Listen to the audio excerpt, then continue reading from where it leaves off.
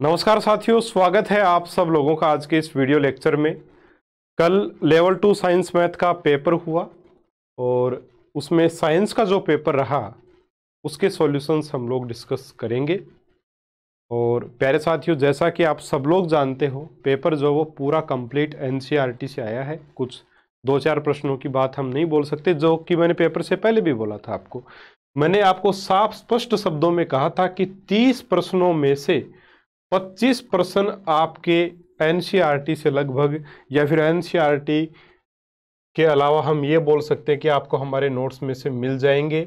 बाकी 4-5 प्रश्नों की टेंशन मत लो। तो जिस बच्चे के साइंस में 25 प्लस प्रश्न सही हैं या 25 प्रश्न सही हैं, उसका बहुत अच्छा स्कोर है साइंस में। अकेली साइंस की बात कर रहा हूं। जिस भी बच्चे के 25 प्लस प्रश्न सही हैं साइंस में, ये मानिएगा बहुत अच्छी तैयारी आपने की और बहुत अच्छा पेपर आपका हुआ है। और इतने सही होने चाहिए थे। क्यों? पहली बात, जो बच्चे मेरे से पढ़े हैं निश्चित ही उनके 25 प्लस सही होने ही चाहिए, क्योंकि ये 25 प्लस आपको नोट्स में ही मिले। ये 25 नंबर तो आपको सीधे सीधे नोट्स में से मिले साथियों, सीधे सीधे।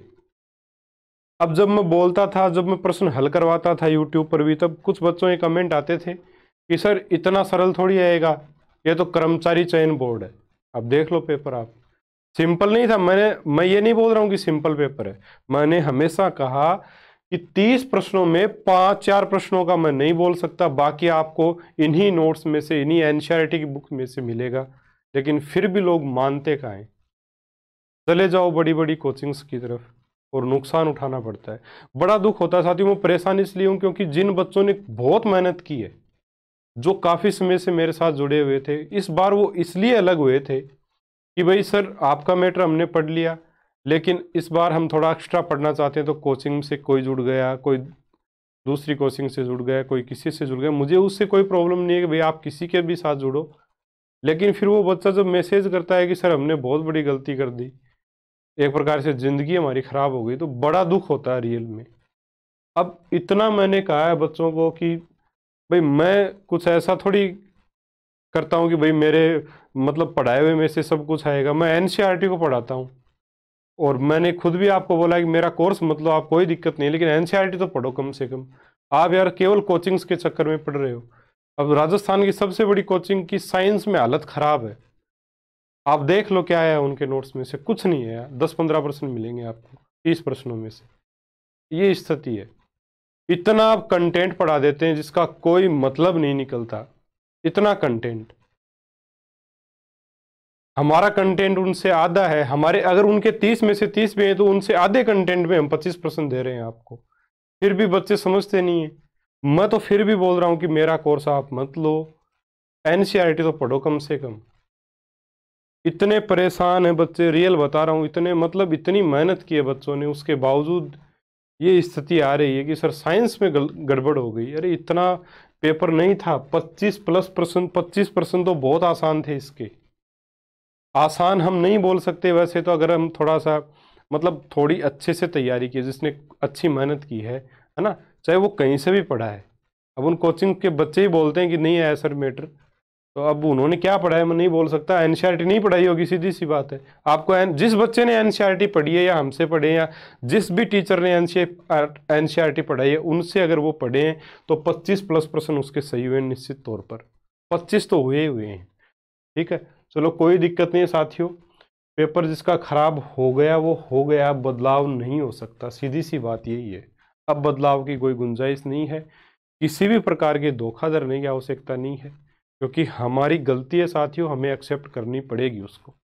अब पेपर अच्छा नहीं हुआ तो नहीं हुआ, जिंदगी थोड़ी बदल जाती है कोई इससे। एक परीक्षा मात्र है, जिंदगी नहीं है आपकी, है ना।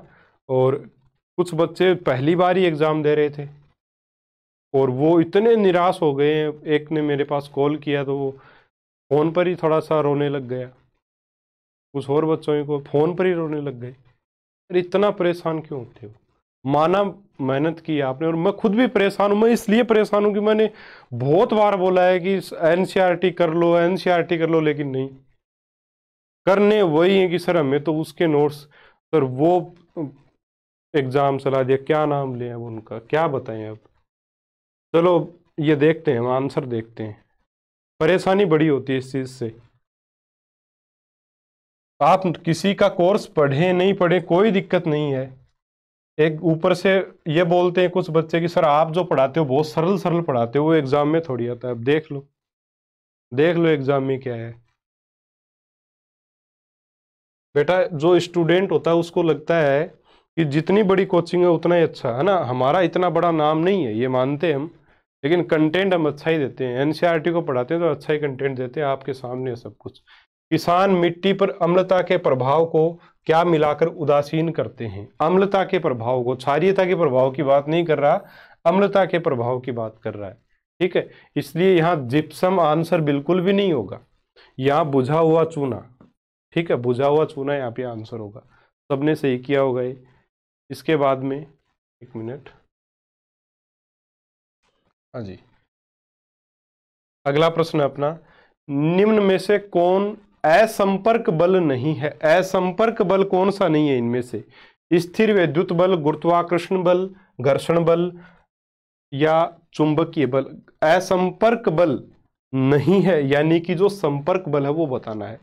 तो दो सतहों के मध्य संपर्क होने पर ही घर्षण बल जो वो कार्य करता है। तो यही इसका सीधा सीधा आंसर हो जाएगा। सारे के सारे नोट्स में लिखवाए हुए सीधे सीधे, फिर भी गलती कर देते हो। चलिए अगला प्रश्न, यूकेरियोटिक व प्रोकैरियोटिक कोशिकाओं में पाया जाने वाला झिल्ली रहित अंगक है, यानी कि जिसमें झिल्ली नहीं होती, लाइसोसोम, राइबोसोम, गोल्जी कॉम्प्लेक्स या माइक्रोबॉडी? देखिए गोल्जी काय को गोल्जी कॉम्प्लेक्स हम बोलते हैं, और इसका ऑप्शन नंबर बी जो है वो बिल्कुल ठीक है। यहाँ पर किसी भी प्रकार की झिल्ली जो वो भीति या झिल्ली कुछ भी नहीं पाई जाती है ना, ये झिल्ली रहित तो होता है राइबोसोम। चाहे यूकेरियोटिक कोशिकाओं की बात कर लें चाहे प्रोकैरियोटिक कोशिकाओं की बात कर लें, है ना। देखिए कितना सिंपल पूरी कोशिका को इस क्वेश्चन में समेट दिया। चलिए 99 है ना, ये क्वेश्चन देखते हैं अब। एक विद्युत फ्यूज निम्न में से किस सिद्धांत पर कार्य करता है? धारा के चुंबकीय प्रभाव पर, धारा के प्रकाशीय प्रभाव पर, धारा के तापीय प्रभाव पर, धारा के रासायनिक प्रभाव पर? तो धारा के तापीय प्रभाव पर, सीधा सिंपल सा आंसर है इसका तो, है ना, ये तो सबका ही सही है। फिर है अपना, जंतुओं में विभिन्न उत्सर्जी अंग पाए जाते हैं, जंतुओं को उनके सही उत्सर्जी अंगों से मिलान कीजिए व सही विकल्प को चुनिए। अब साथियों ये जो प्रश्न है ये मैंने बहुत अच्छे से उत्सर्जन तंत्र में जो शायद मेरे हिसाब से पहला या दूसरा ही पेज जो नोट्स का उसके ऊपर लिखवा रखा है, करवा रखा है, सबके उत्सर्जी अंग बहुत अच्छे से बताए। एनसीईआरटी से मैंने पढ़ा है और वहीं से प्रश्न आया है। अब देख लो आप, है ना, ध्यान रखा करो साथियों, थोड़ा सा अपने आप को, मैं ये बिल्कुल नहीं कहूँगा अभी कि आप हमारे साथ जुड़ो या वो करो ये करो, आप एक मेहरबानी करके काम कर लो, चाहे आप किसी भी कोचिंग से पढ़ लो, चाहे कोचिंग वाला भाई आपकी इच्छा उससे पढ़ो आप, है ना, चाहे कोचिंग करो और चाहे मत करो, लेकिन एक काम कर लिया करो, जो बोर्ड्स में बुक चल रही होती है ना उनको जरूर देख लिया करो, उनसे पढ़ा करो, उनसे प्रश्न बनते हैं। ठीक है, अब देखिए यहाँ पे प्लेनेरिया, प्लेनेरिया जो है उसमें ज्वाला कोशिकाएं पाई जाती हैं, बताया हुआ है ज्वाला कोशिकाएं प्लेनेरिया, ये ठीक लगाया हुआ है। केचुए में केचुए की बात करें तो उसमें वृक्क, है ना, ठीक है ये भी। और कॉकरोच की बात करें तो इसमें मेल पिगी नलिकाएं, ये भी ठीक है। और प्रोन तरंगिक ग्रंथि यानी कि ग्रीन ग्लैंड्स, ये भी लिखवाया हुआ है। ऑप्शन बी यहाँ पे आपका आंसर बन जाएगा। ठीक है,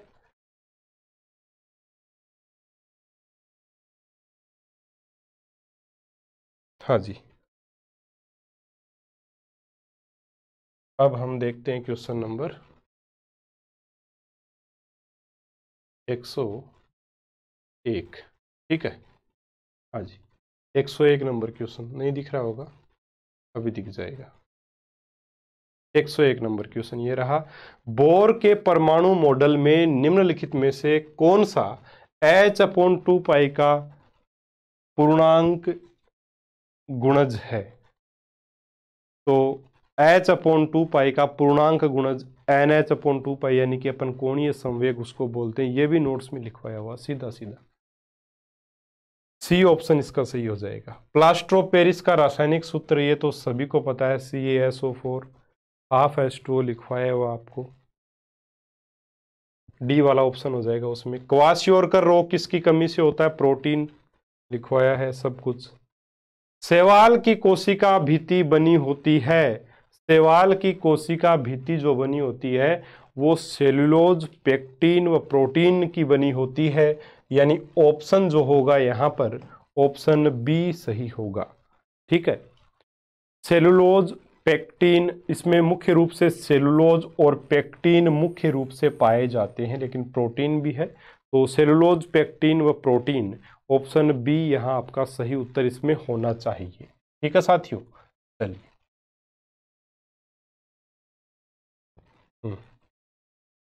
105 नंबर प्रश्न है, नील आर्मस्ट्रॉन्ग पहली बार चांद पर उतरे थे,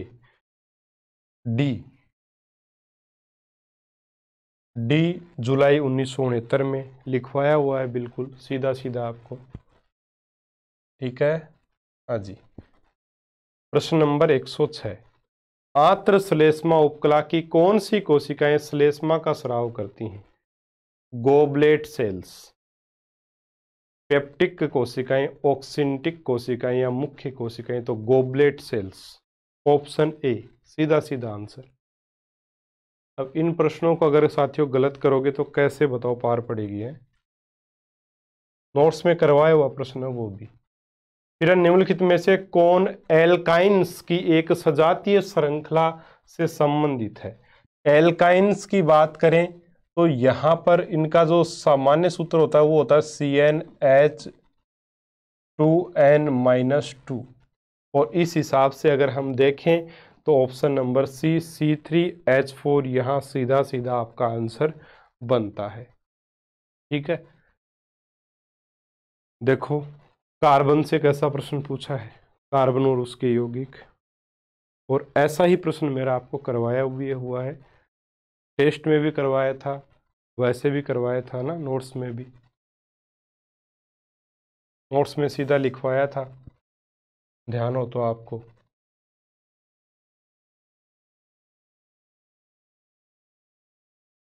ये क्वेश्चन भाई मैंने नहीं करवाया, मैं खुद ही बोल देता हूं कि जो मैंने नहीं करवाया वो नहीं करवाया।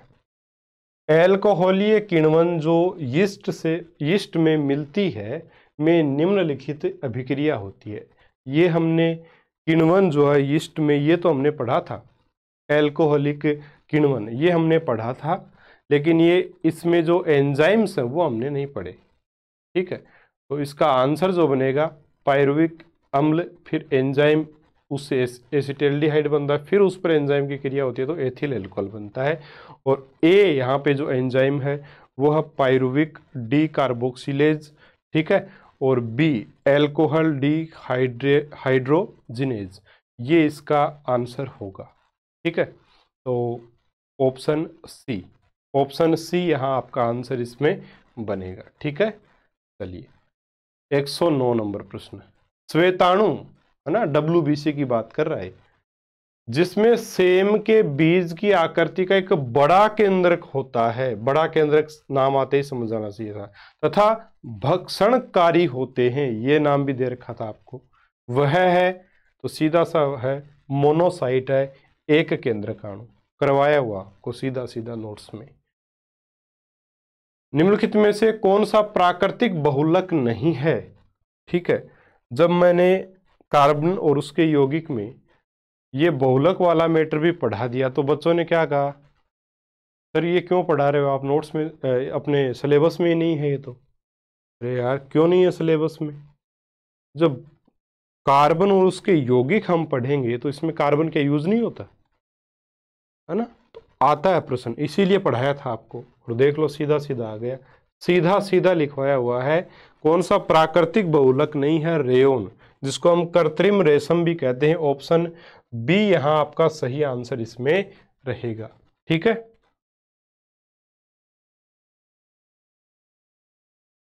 हाँ जी, अगला क्वेश्चन 112 नंबर, 111 नंबर, 111 नंबर प्रश्न, हाँ जी।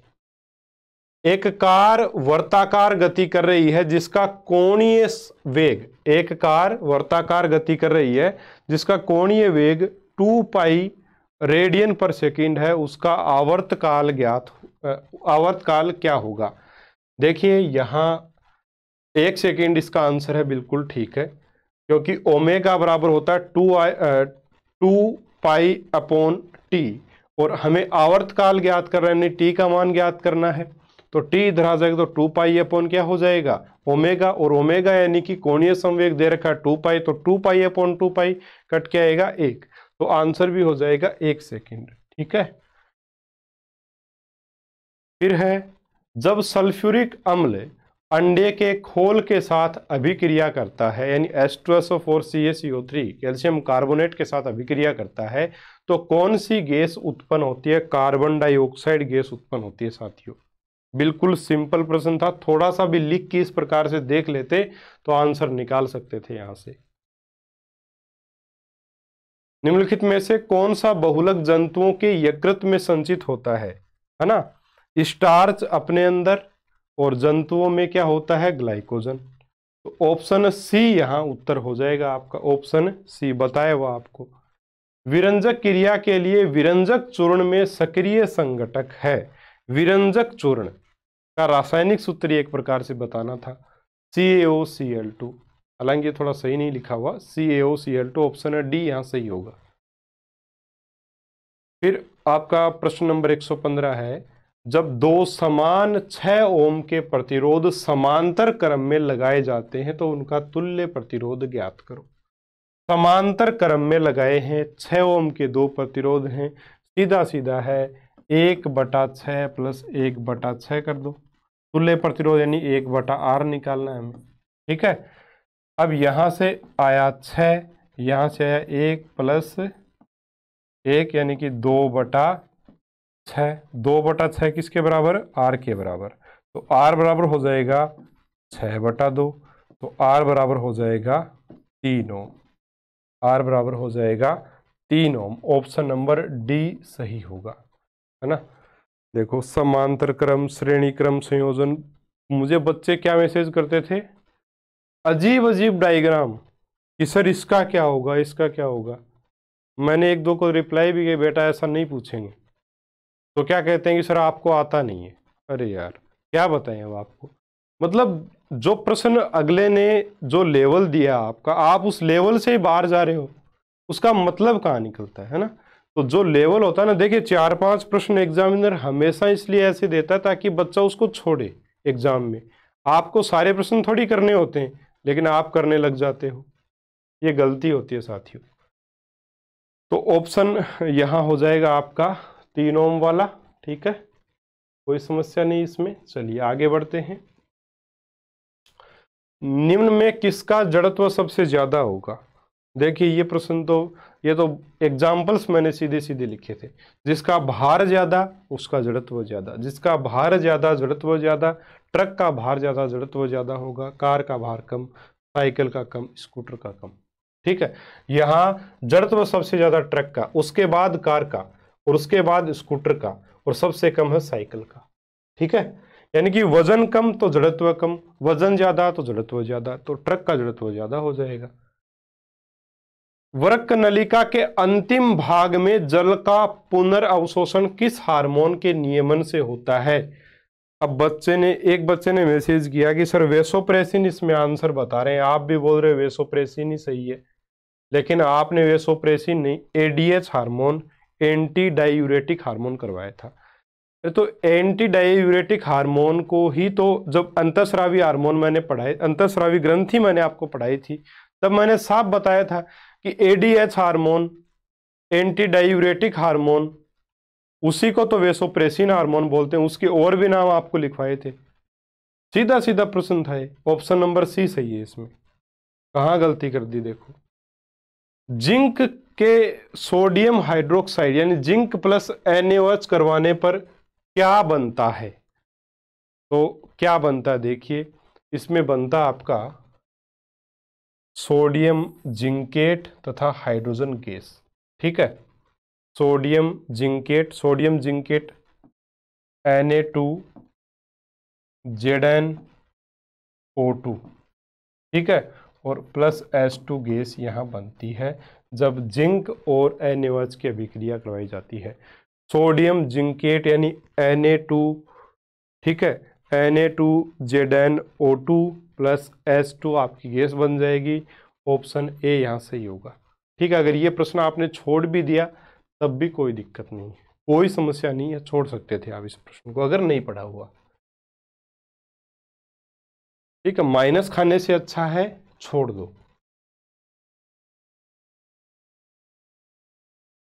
हाँ जी, कोई प्रश्न रह तो नहीं गया, मेरे हिसाब से नहीं रहा होगा। 124 नंबर प्रश्न आ गया क्या अपना? चलो देख लेंगे बाद में लास्ट में। निम्न में से जीवाणु जनित रोग के उदाहरण चुनिए। ये सारे के सारे बैक्टीरिया से होने वाले रोग हैं। बेटा गोनी कुछ खास पड़ी है टी, है ना, ये ट्रिक बताई थी 2018 में। रीट की तैयारी जब मैं करता था उस टाइम से ये ट्रिक काम में ले रहे हैं, उसी की ट्रिक के ऊपर प्रश्न आया। सीधा सीधा सारे ही हैं, ऑप्शन नंबर सी से होगा 1 2 3 4। पृथ्वी की सतह से लगभग इस ऊंचाई पर एक भूस्थिर उपग्रह, ये भी नोट्स में लिखवाया हुआ है, 36,000 किलोमीटर। ठीक है, ये सारे प्रश्न थे आपके साइंस के। एक मिनट, अब देख लेता हूं दोबारा कोई प्रश्न रह तो नहीं गया ना। हाँ, ये रह गए ना, इधर ये रह गए, देखो ये देखो, उष्मागतिकी का शून्य नियम संबंधित है। उष्मागतिकी का जो शून्य नियम वो किससे संबंधित है? हाँ, ये रह गए भाई। चलो इसको भी देख लेते हैं।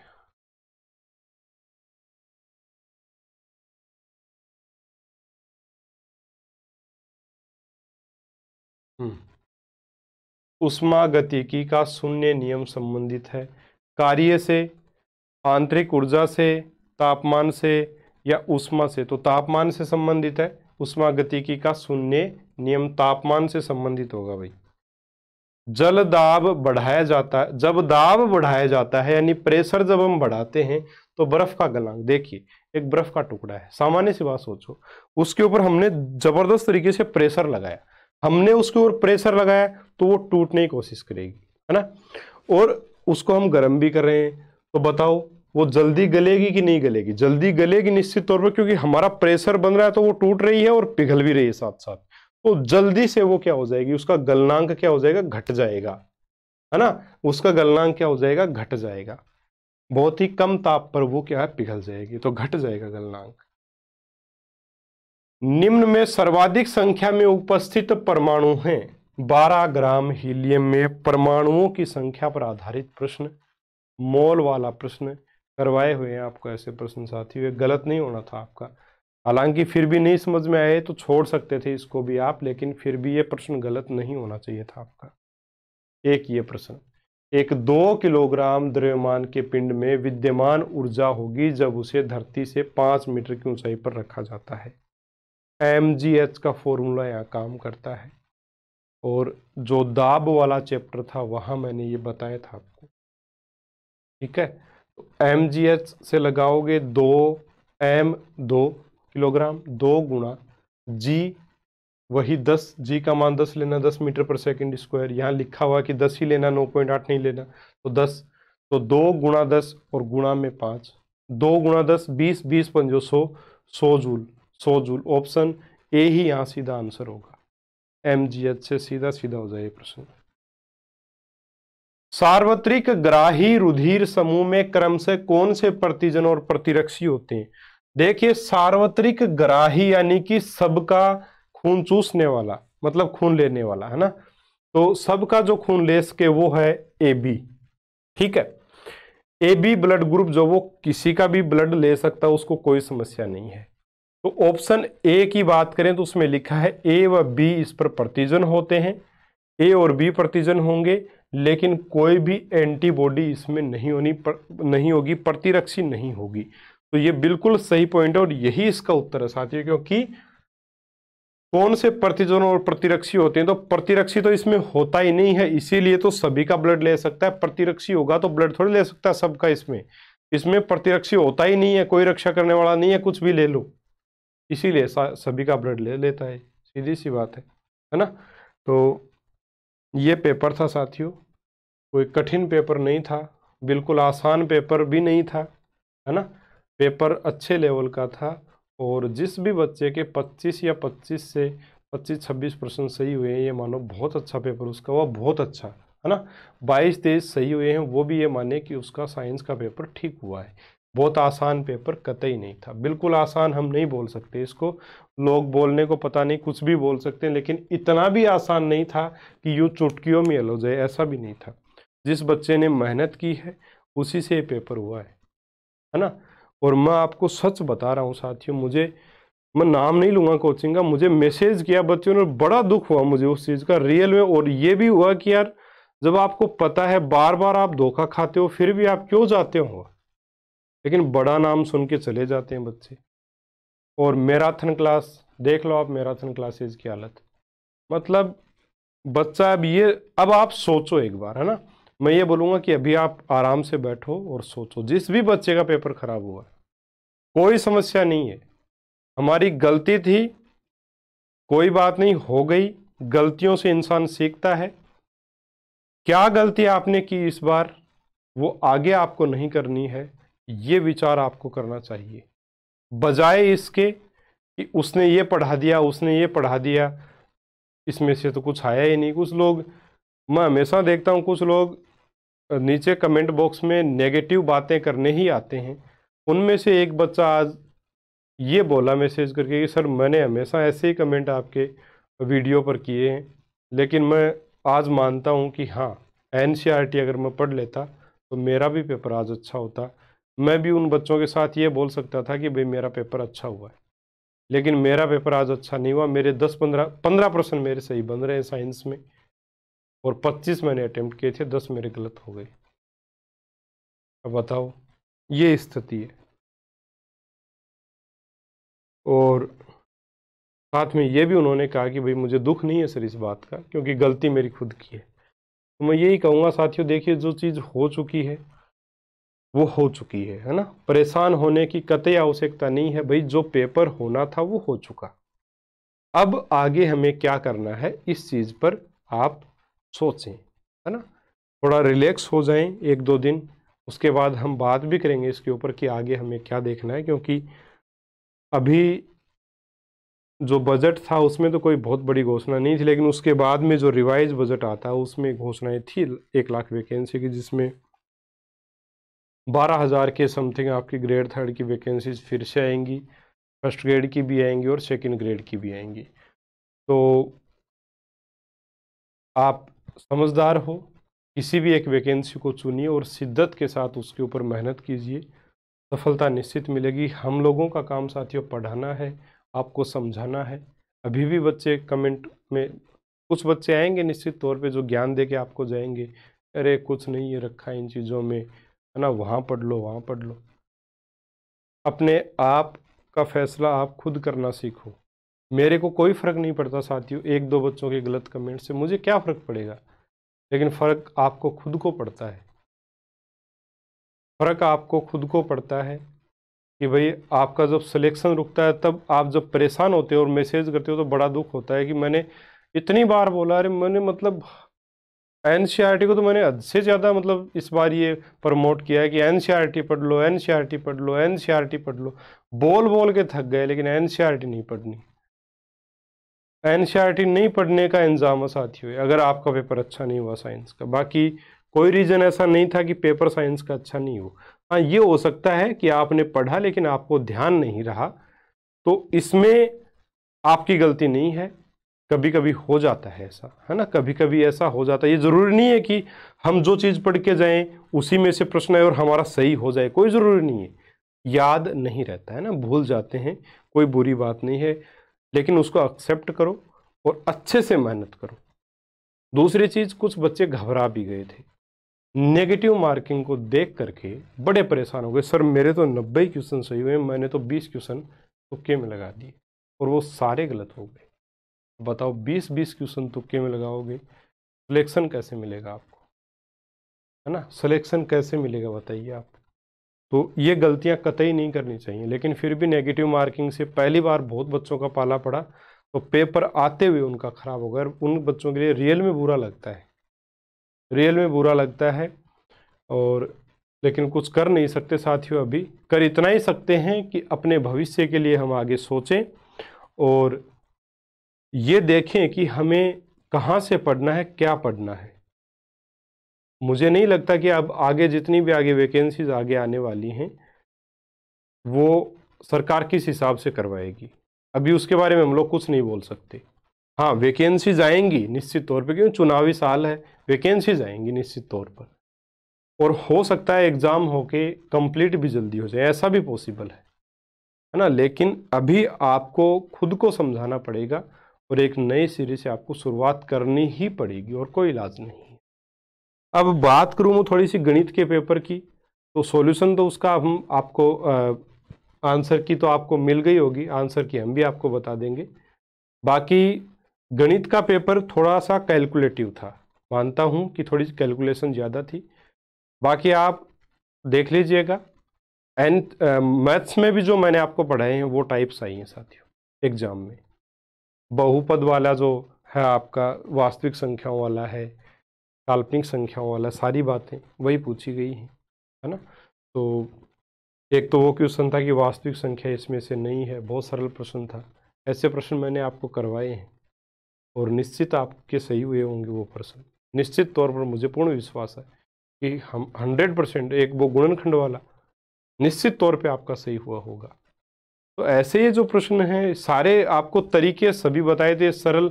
नोट्स के तो अपना नोट्स का जो अपने जो मैथ्स का जो कंटेंट था वो तो बिल्कुल शॉर्ट था और उसी में से मैटर भी आपको मिला है। साइंस का कंटेंट इस बार थोड़ा सा मैंने बढ़ाया था क्योंकि बोर्ड को थोड़ा देखा तो मुझे लगा कि बढ़ाना चाहिए, तो मैंने बढ़ाया थोड़ा सा कंटेंट, है ना।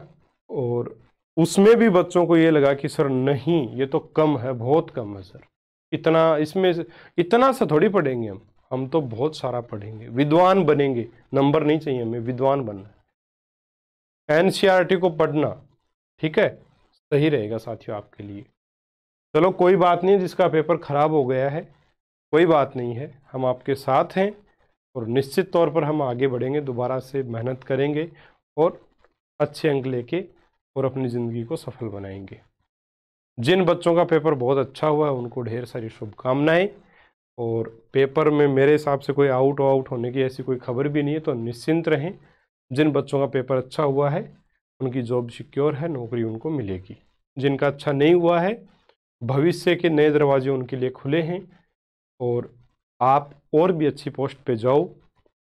इस चीज़ के संकेत आपको ईश्वर ने दिए हैं कि और भी अच्छी आप मेहनत करके और भी अच्छे पदों पर जा सकते हो, ठीक है। साथ में यह भी मौका दिया है कि इसी पद के लिए आप दोबारा भी लड़ सकते हो, जिसमें आप सब कुछ तैयार है आपका, बस थोड़ा सा आपका लक खराब रह गया या थोड़ा सा आपका आत्मविश्वास दिख गया, कोई चीज़ भूल गए, तो दोबारा दुरुस्त करने का मौका 12,000 की वैकेंसी आपका वेट इसमें कर रही है, ठीक है।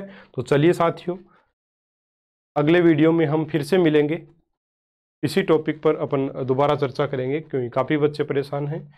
कोई भी परेशानी है कमेंट बॉक्स में डाल दीजिएगा, हम निश्चित ही उसके ऊपर बात करेंगे। तब तक के लिए नमस्कार, जय हिंद, जय भारत।